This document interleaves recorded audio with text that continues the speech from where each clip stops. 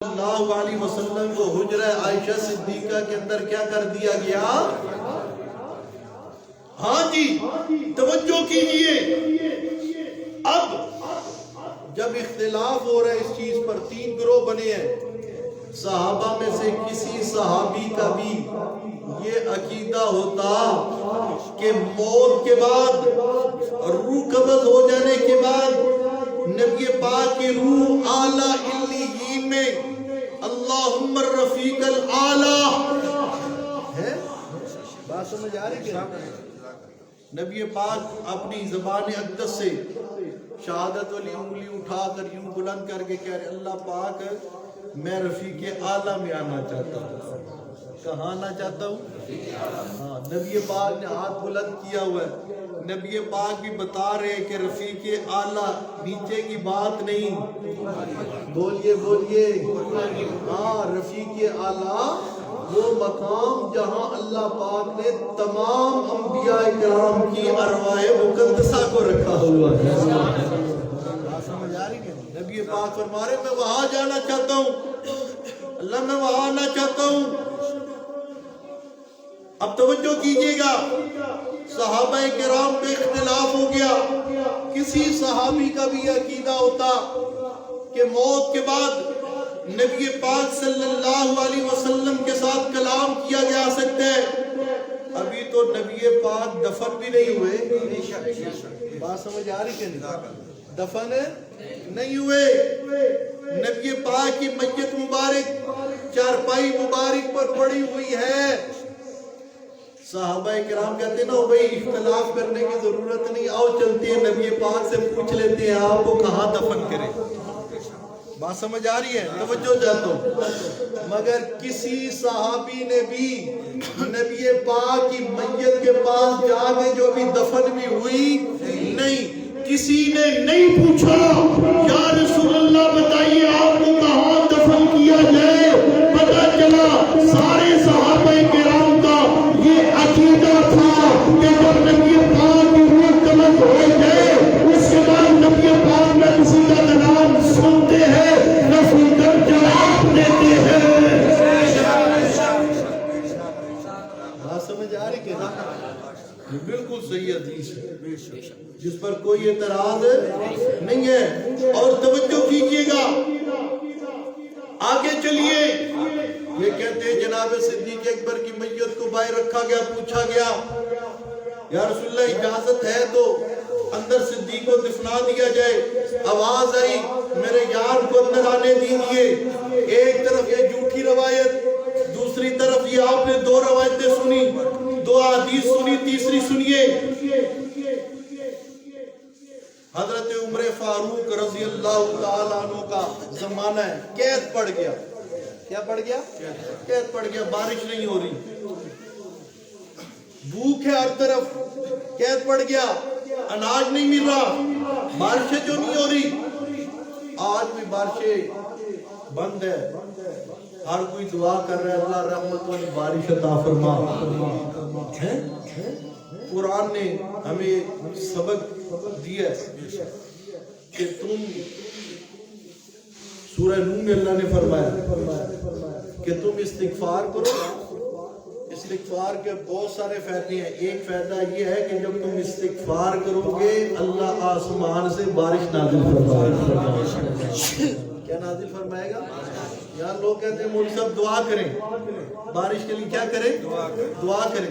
بھئی دعا کرنی چاہیے، ضرور کرنی چاہیے، مگر مجھے اور آپ کو سب کو استغفار زیادہ سے زیادہ کرنا چاہیے. جتنا استغفار زیادہ کریں گے اتنی جو ہے جلدی اللہ پاک بارش عطا فرمائے گا. اس لیے استغفار کی کثرت کیجیے، اللہ سے معافی مانگیے. بارشیں ہوں گی، اللہ پاک مصیبتوں سے بیماریوں سے محفوظ رکھے گا انشاءاللہ. ہاں توجہ کیجیے، بارشیں بند ہو گئی. حضرت عمر فاروق رضی اللہ تعالیٰ عنہ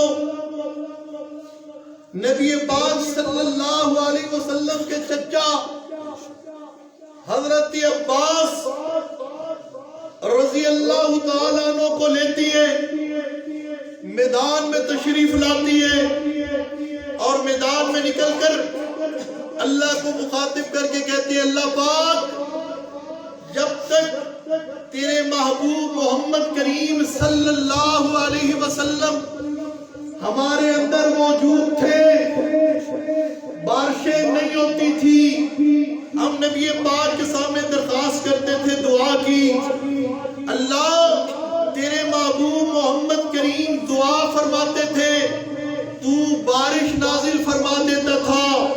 آج تیرے محبوب محمد کریم صلی اللہ علیہ وسلم ہمارے درمیان موجود ہمارے درمیان موجود نہیں ہے۔ آج ہم تیرے نبی کے چچا عباس کو لائے ہیں، یہ عباس دعا کریں گے اللہ تو عباس کی دعا پر بارش عطا فرما۔ حضرت عباس نے دعا کی، اللہ نے بارش دے دی۔ سبحان اللہ، اللہ نے کیا دے دی؟ بارش دے دی۔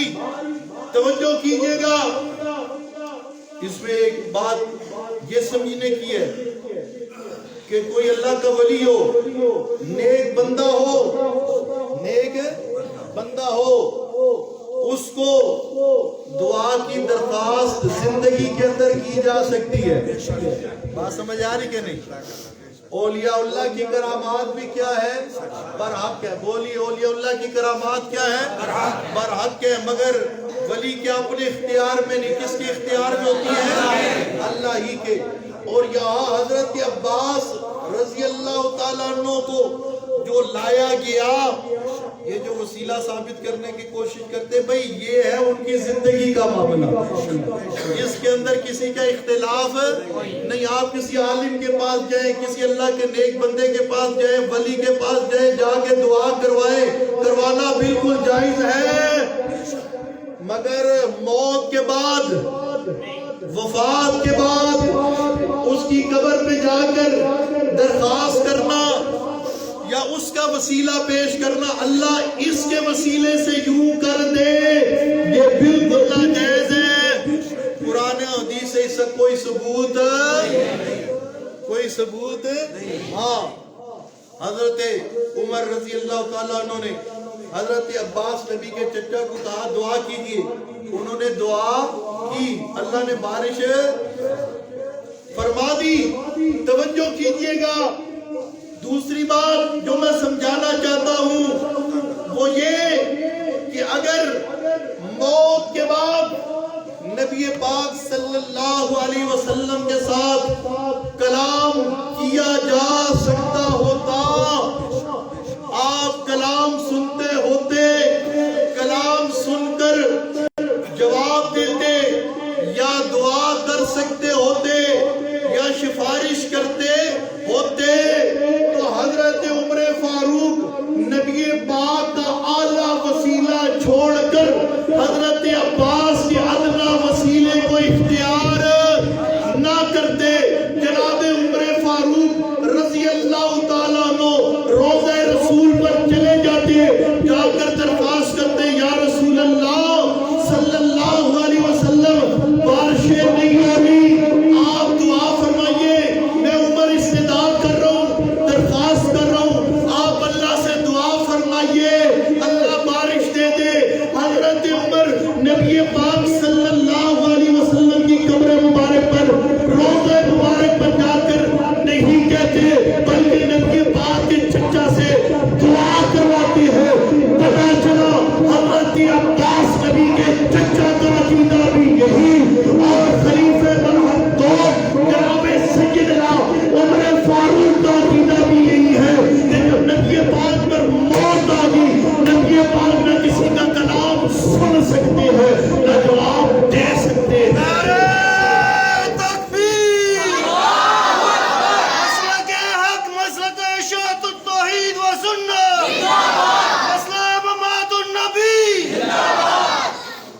ہاں جی، توجہ کیجئے، حضرت عمر تو یہ نہیں کرتے، پاکستان کے ملا اور پیر یہ کرتے ہیں، یہ وہاں مشورہ کرنے کے لیے نبی پاک کے ساتھ روضہ رسول پہ چلے جاتے، کہتے جی ہم نبی پاک کی قبر مبارک پر 2 گھنٹے بیٹھے، ہم نے مشورہ کیا نبی پاک کے ساتھ، نبی پاک سے رہنمائی لے کے آئے ہیں۔ ایک وہ مولوی جو بندی کہلوانے والا عبدالحنان صدیقی، اس کا کلپ مجھے کسی نے سینڈ کیا. وہ کہتا ہے میں وہاں بیٹھ گیا، میں نے نبی پاک کو مخاطب کیا، یہ کیا، اندر سے آواز آئی، میرا ہاتھ پکڑ لیا گیا، میری کرسی کو جو ہے اچانک سامنے لے جایا گیا. بات سمجھ آ رہی تھی؟ او بھائی یہی عقیدہ شیعوں کا بھی ہے، یہی عقیدہ سیم، یہی عقیدہ رضائیوں کا بھی ہے، رضا خانیوں کا بھی ہے. اور یہی عقیدہ کوئی دیوبندی لیبل لگانے والا رکھ لے تو ان تینوں کے اندر کوئی فرق نہیں ہے. بولیے او بھائی ناموں سے بات نہیں بنتی، بات بنتی ہے عقیدے سے، نظریات سے، افکار سے. توجہ کیجئے، توجہ کیجئے. جو بات وہ کرے سبائی، جو بات کرے رضائی، وہی بات کرے سدائی تو کہتے جی نہیں اس کو کچھ نہ کہو. بات سمجھ آ رہی کہ نہیں ہے؟ ان کا یہی عقیدہ ہے، پوچھ لیجئے آپ. بات سمجھ آ رہی کہ نہیں؟ ہاں توجہ کیجئے. جناب عمر فاروق نے ایسا کیا نہیں. آگے چلیے، بڑا مسئلہ بنا ہوا ہے فدق والا، ٹی ویوں پہ، سوشل میڈیا پہ دشمنان صحابہ اور دشمن صدیق اکبر اس بات کو بڑا اچھالتے ہیں کہ جی جب نبی پاک صلی اللہ علیہ وسلم دنیا سے تشریف لے گئے تو حضرت سیدہ فاطمہ الزہرا رضی اللہ تعالی عنہا، اللہ کی کروڑوں رحمتیں ہو سیدہ فاطمہ الزہرا پر. حضرت سیدہ فاطمہ الزہرا نے آپ گئی جناب صدیق اکبر کے دربار میں اور جا کے جو ہے مطالبہ کیا فدق کا. باغ فدق یہ میرے والد نبی پاک صلی اللہ علیہ وسلم کی وراثت ہے، مجھے دیجئے، مجھے کیا کیجئے، دیجئے. اور بکواس کرتے جی او جی جناب صدیق اکبر نے نبی کی وراثت غصب کر لی تھی، حضرت سیدہ فاطمہ کو حصہ نہیں دیا تھا. نعوذ باللہ، جناب سیدنا ابو بکر صدیق غاصب ہے.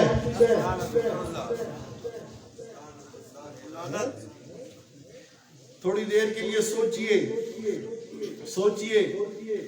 کہ جی یہ نبی پاک کی وراثت کی باغ فدق حضرت صدیق اکبر نے غصب کر لی، قبضہ کر لیا، ناجائز قبضہ کر لیا، نعوذ باللہ. حضرت سیدہ فاطمہ کو نہیں دیا. چلو ٹھیک ہے. اس کے بعد جناب عمر فاروق آگے. کون آگے؟ عمر فاروق خلیفہ بنے، انہوں نے بھی نہیں دیا، وہ بھی غاصب ہو گئے.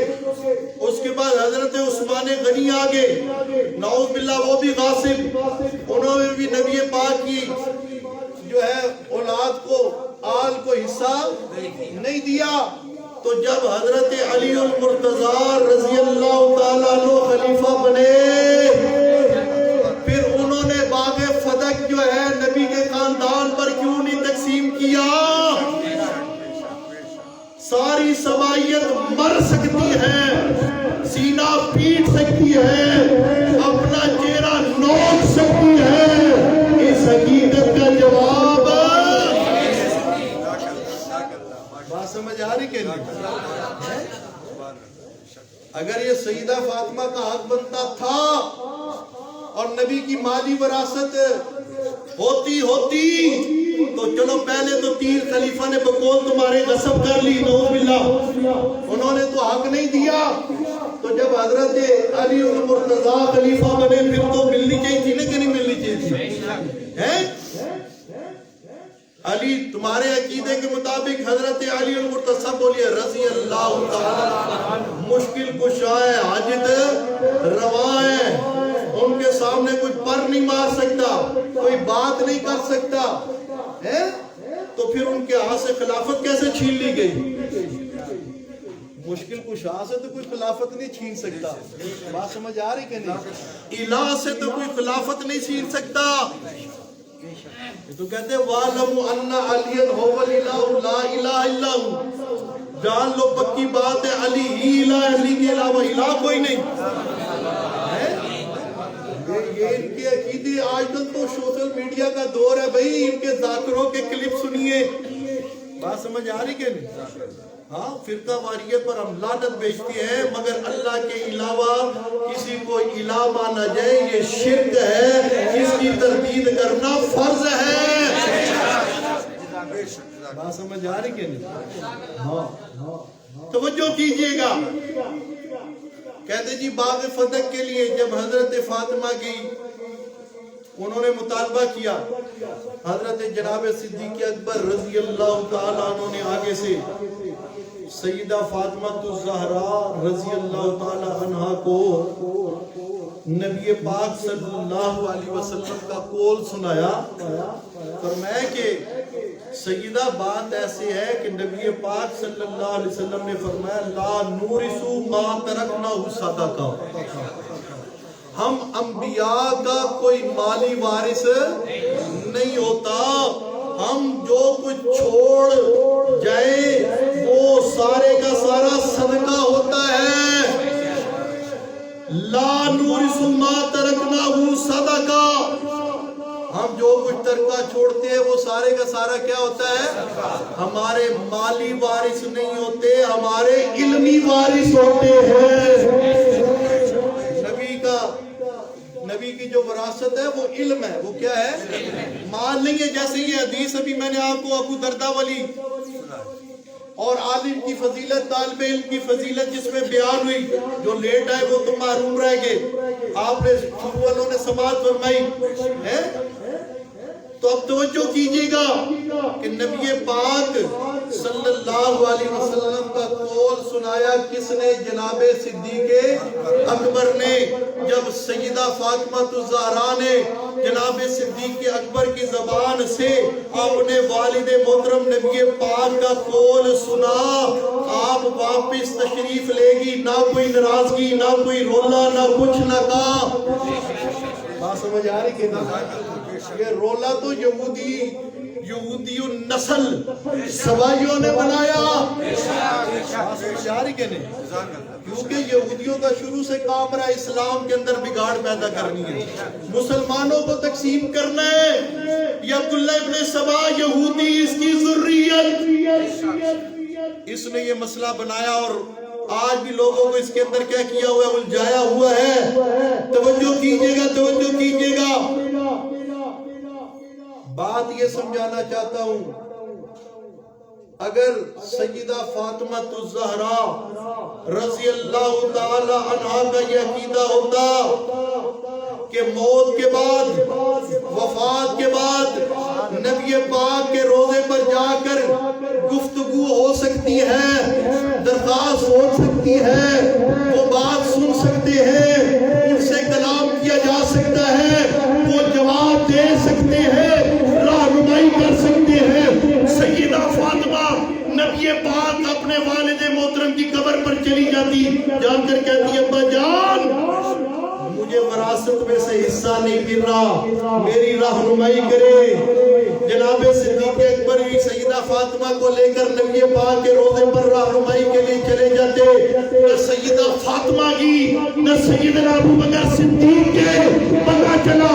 سیدہ فاطمہ کا عقیدہ بھی یہی، سارے صحابہ کا عقیدہ بھی یہی، جناب عمر کا عقیدہ بھی یہی، حضرت عباس کا عقیدہ بھی یہی، حضرت ابو دردہ کا عقیدہ بھی یہی، جناب صدیق اکبر کا عقیدہ بھی یہی کہ جب نبی پاک کی روح قبض ہو جائے اس کے بعد نہ وہ کسی کا کلام سنتے ہیں نہ جواب دیتے ہیں۔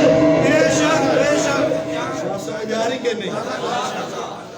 اگر یہ ہوتا تو صحابہ کرام نبی کے روزے میں جا کے رہنمائی لیتے رہتے، دعائیں کرواتے رہتے، اپنی بات سناتے، آگے سے جواب ملتا، مگر کسی صحابی نے ایسا کیا؟ نبی کے ازواج میں سے کسی نے ایسا کیا؟ نہیں۔ پتہ چلا اب جو ایسا قول کرے گا، ایسا قول کرنے والا جھوٹا کذاب ہے۔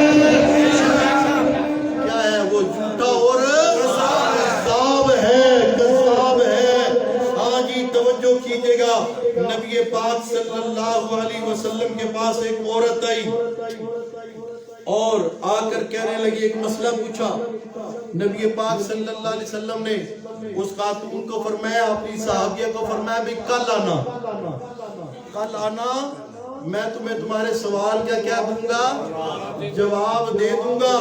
آگے سے وہ کہنے لگی، قالت یا رسول اللہ ارائیت ان جئت ولم اجد کا، یا رسول اللہ کل میں آؤں اور آپ کو نہ پاؤں، آپ کو نہ پاؤں، کانہا ترید الموت، یعنی اس کا کہنے کا مطلب یہ تھا کہ میں کل آؤں اور آپ اس دنیا سے تشریف لے جا چکے ہو، آپ پر موت کا فیصلہ ہو جائے تو پھر میں کیا کروں؟